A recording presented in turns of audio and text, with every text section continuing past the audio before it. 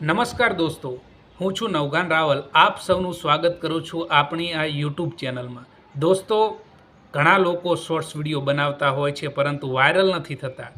ઘણા બધા લોકોના શોર્ટ્સ વિડીયો વાયરલ પણ થતા હોય છે.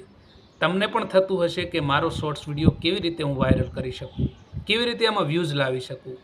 તો દોસ્તો, આજના વિડીયોમાં હું એ બધું બતાવીશ કે શોર્ટ્સ વિડીયો કેવી રીતે વાયરલ કરી શકાય, કેવા શોર્ટ્સ વિડીયો બનાવવા જોઈએ. તો આ વિડીયોમાં છેલ્લે સુધી બન્યા રહેજો અને ચેનલમાં નવા હો તો સબસ્ક્રાઈબ ના કરી હોય તો સબસ્ક્રાઈબ જરૂર કરી દેજો.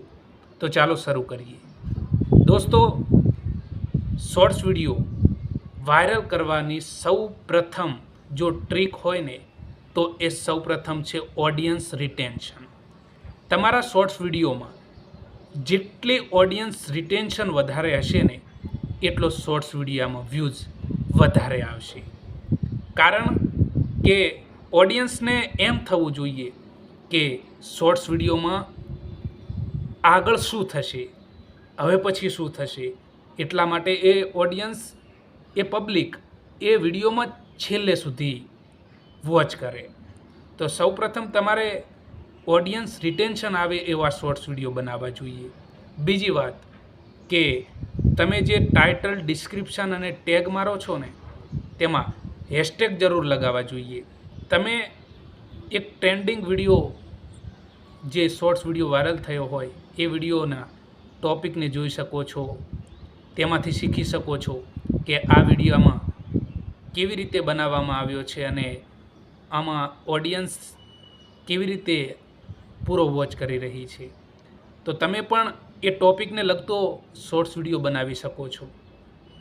અને તમારું ઓડિયન્સ રિટેન્શન જેટલું વધારે હશે ને એટલો શોર્ટ્સ વિડીયો જલ્દી વાયરલ થાય છે.